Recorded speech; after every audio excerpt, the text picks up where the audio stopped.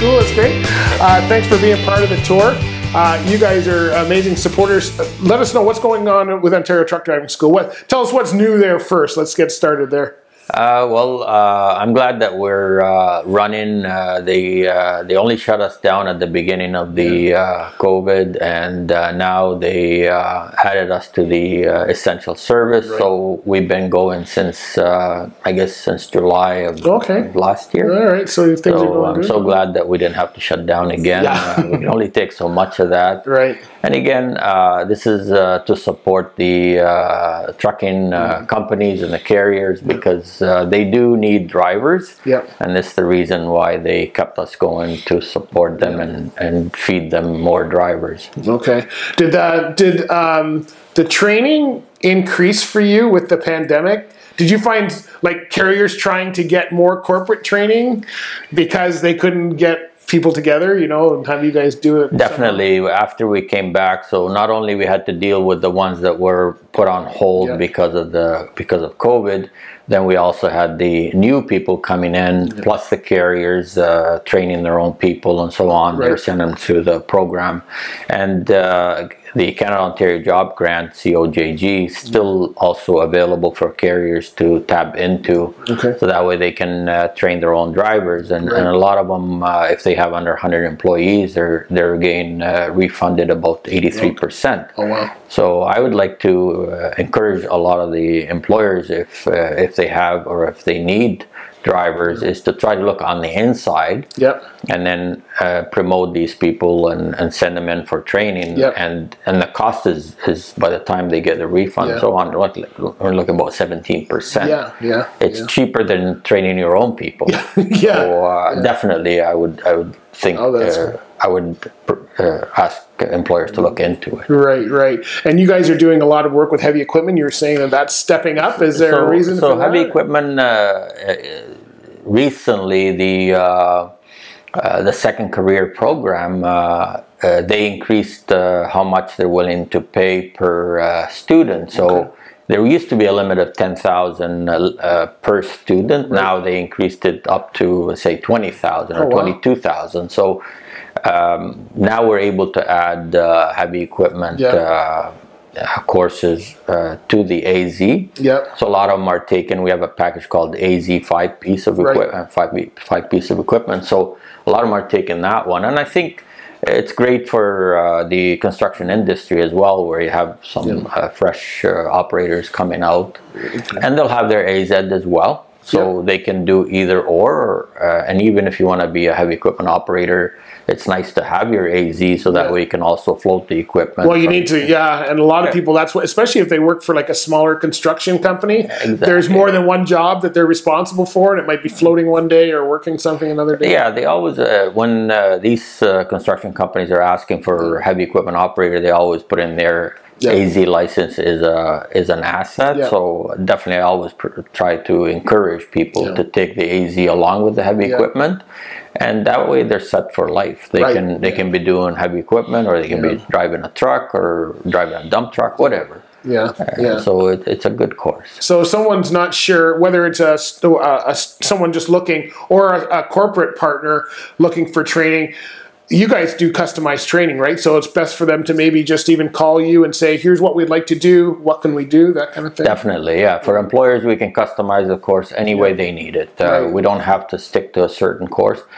Obviously, the AZ, there's a minimum standard where you have to meet those, but then we can add to it, or add the equipment to it.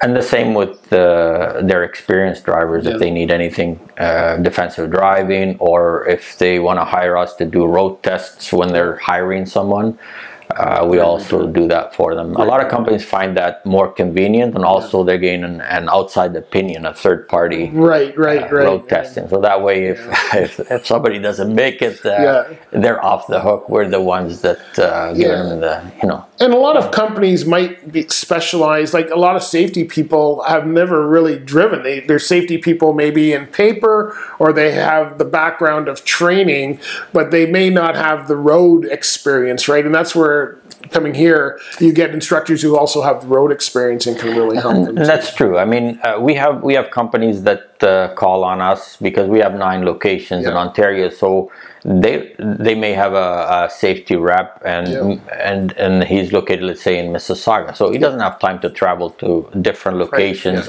and do road tests. It's a lot more convenient for them to say, okay, we'll call the school, and we usually try to get them in fairly quick. So that way they'll get the results back, and then they can decide whether they want to hire that person or not. Oh, that's cool.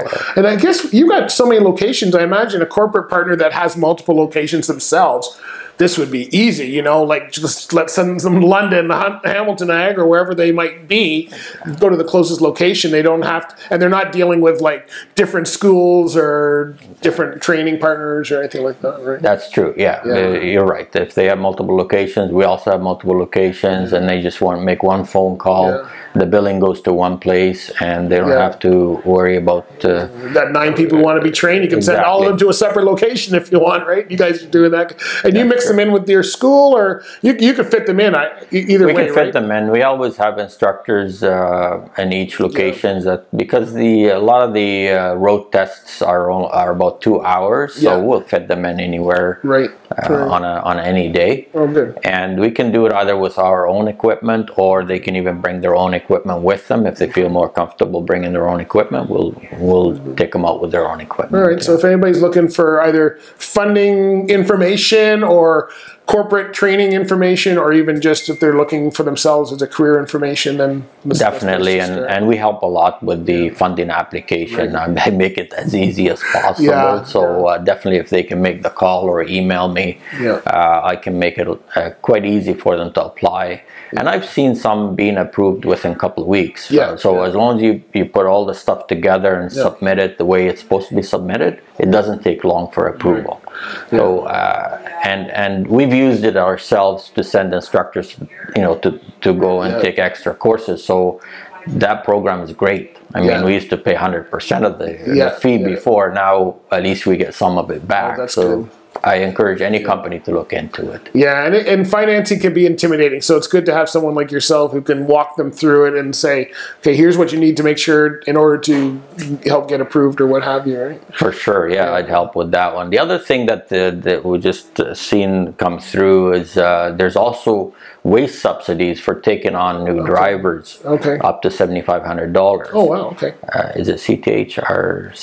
TTHRSC? I always get it. Anyway, we have that information as well. So might as well tap into that, because they're trying to make it as easy as possible for these new drivers, the graduates, to get into the industry. And if someone can use it, why not? I mean, everything helps. I mean, I know it's all stuff out there with all the expenses and so on. So if you can tap into some wage subsidies for hiring new graduates, why not? One question I'm getting a lot from people, and I know that you've had this before, is foreign workers, people from overseas. I had one guy from Germany who listens to the podcast all the time. He says, I want to come over and get my training. He's trying to figure out how to do it. I guess he's got some experience in Germany, but not. So what would you suggest to someone who's in that position where they're overseas, they want to come to Canada? He's willing to come and pay for the training. He's not looking for subsidy that way.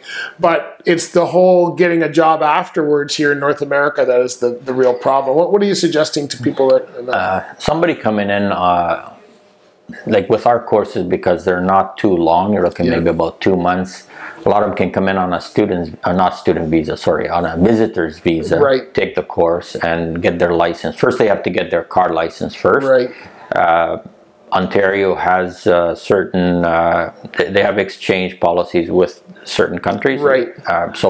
So they have to look into that first to see if they can exchange it, or if not, they have to come in and do an actual road test to get their license. They have to go for a full G, and then they can upgrade right away. But the thing is, if they're going to stay in Canada, they need a company behind them. So I'd recommend to these guys that contact companies directly. That's what I'm telling them too. And I would suggest it would be good if they have experience back home. That would help them a lot. Maybe it'll encourage the company maybe to help them with LMI. Is that what they call it? The whole.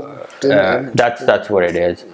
We've had people come in. They come in on visitor's visa, they get their license, and then once they have their license, start contacting companies and so on.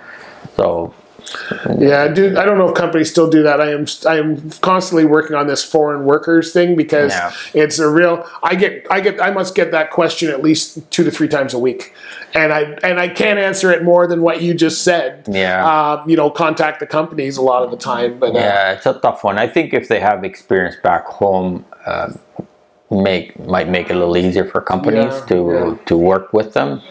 Because to have somebody new and come into the country, I mean, they can get somebody here, right? Yeah, and it's simpler. Yeah, so, it's. But there's some passionate people overseas, and if you've ever seen any of those videos where they back up, like, you know, some of them are really good drivers. How many people from England and stuff have we had come here, and they're just fantastic drivers? Basically, it's places like England, for example, they have an exchange license with Canada, so that's easy for them. Actually, I have somebody coming in within a couple of weeks. Yeah. I talked to him on the phone, and he would come in, he would exchange his license to a G license. He is allowed to do that. So we would start with that. I didn't realize this was going to ring here. And then he would come in, he would exchange his license. It's a very easy process. And then from there, he would apply to do the written test for the AZ, and then upgrade the license fairly quick. Okay. All right. So that's if someone has experience, that would be even easier. Yeah. But for these guys, it's easier for them also to get their license. Okay. All right. So that's some stuff.